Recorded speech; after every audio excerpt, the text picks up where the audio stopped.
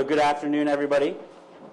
My name is Jeffrey LeBlanc, and I'll be talking about device-level power monitoring. And I want to start this story last semester in Tom Igoe's Sustainable Practices class. And just to give you a little bit of background about what that class was about, it was essentially about exploring and answering a question, which was, how can we make ITP and design in general more sustainable, both from the perspective of materials that we use and from the amount of energy we use. And one of the kind of intriguing ideas that came out of this class was, here we are at ITP, 721 Broadway on the 4th floor. And where do we get the energy that powers everything around us from? Well, we get it from Con Ed, most likely, like pretty much every other New Yorker.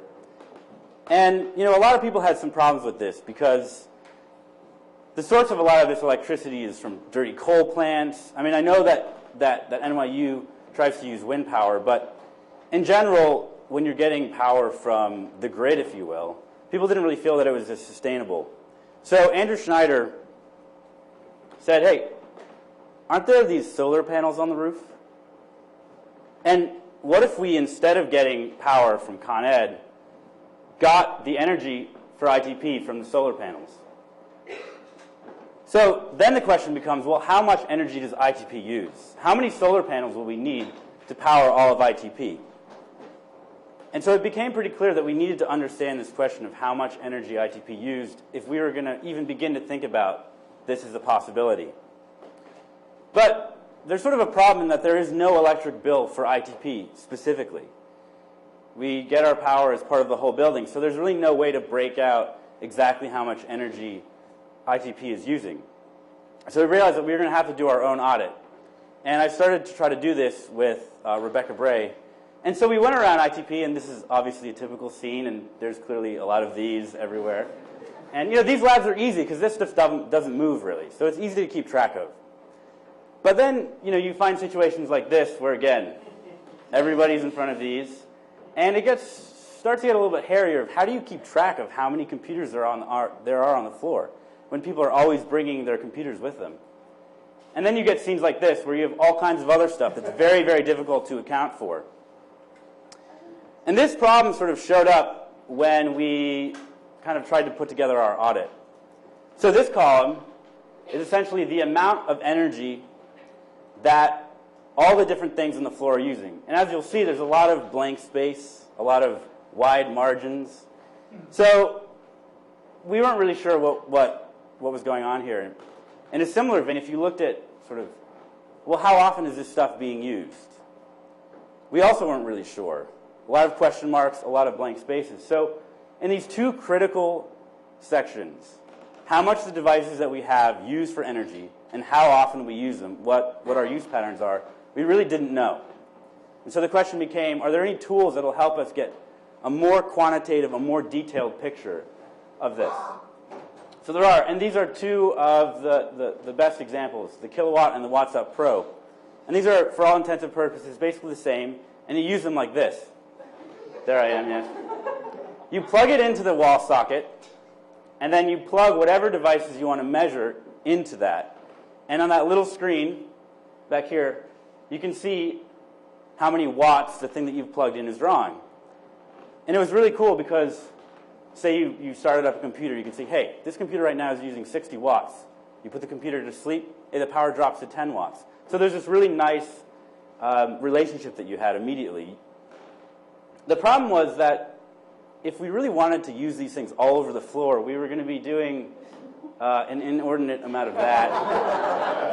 And as you can imagine, that's nothing we really cared to do because we ended up looking like this.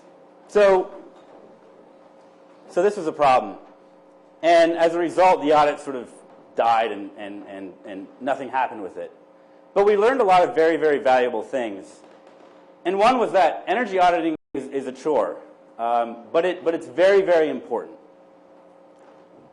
The other thing we learned, getting back to the Kilowatt, was this idea that even though this device was limited in some ways, it was really nice because it gave you this feedback.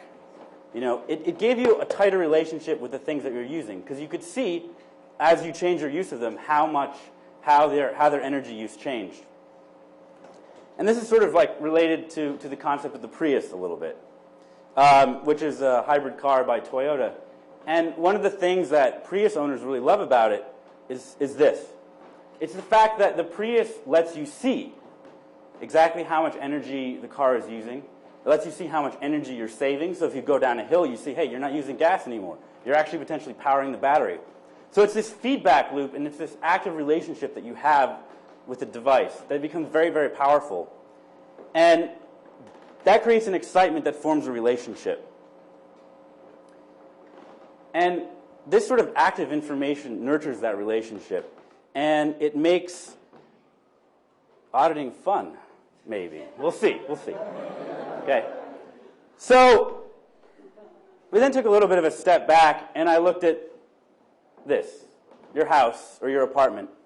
Because one of the things is, energy is a really big issue. It can be very, very intimidating sometimes.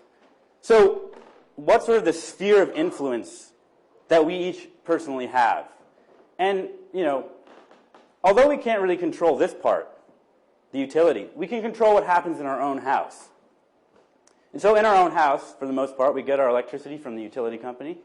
It goes through some kind of power meter, and it goes into our house. And so my next question was, well, what does sort of the utility company tell us about how much energy we're using? So here's a picture of the meter outside my parents' house. And that one number basically tells you the number of kilowatt hours that have flowed through the meter since it was installed.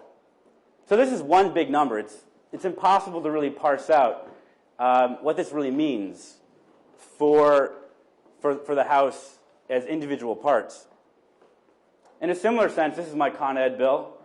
And in those whole 2 pages, that's the only place where it tells me how much energy that I used in that given billing period. And since it's so small, we'll zoom in again. And you can see in 29 days, we used 74 kilowatt hours. But what does that mean? Like, who used 74 kilowatt hours? Was it my roommate who left his computer on the whole time? Was it me because I forgot to shut off my lights? I don't know. It's a very, very sort of general statement. So what I really want to know is I want to know this. I want to know how much each of my appliances is using. And so I imagine this as sort of like the awesome power bill, if there could be such a thing, from the awesome power company. And, so the basic idea here is that it breaks down my energy consumption by the devices and the appliances that I have. And it tells me things like, the total amount of energy that each of those things used, how much that cost me, very specifically, and then I can get a picture of my usage. So that can be very useful. So for example, if you look at the computer system, you'll see that that's pretty much like a dead straight line. And I doubt that I was in front of my computer 24/7 for this period. So your bill could actually even give you advice, like down here, which could say basically, hey, it looks like you never turned your computer off. If you only turned your computer on when you were using it, you could have saved up to $1.50. Now when I have that sense, it's $1.50. That may not sound like a lot, but it's not one big giant abstract number that I can't get my head around. And what's more is, next month, right, if I do that, I'll see it in that chart. And I'll see that I saved $1.50. So this is the kind of relationship, this is the kind of feedback that we want. So just to summarize this, here's your house, your sphere of influence. What you currently get from your power company, and what you currently just can get in general, is only a picture of your entire house. You don't have any sense of those individual elements. But if you had this super awesome power bill, you would get a much more refined sense. Okay, so how are we going to get this detail? This is the big question. So I want to revisit the kilowatt again. So imagine you have your house and you put these kilowatts all over your house, like tons of them, right? So you're like, all right, now I'm going to really figure out how much energy I'm using. So here you are, the user. The problem, as those pictures shows, is that you've got to do this all the time with a clipboard or something. And you're going to be on your hands and knees. It's going to be a real pain. And no one wants to do this. So what you really want is you want to have the user at the center, and you want to have some new thing.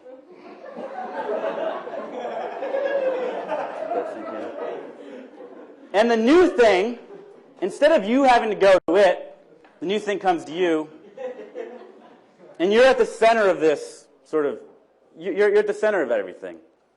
It makes it a lot easier. Okay, so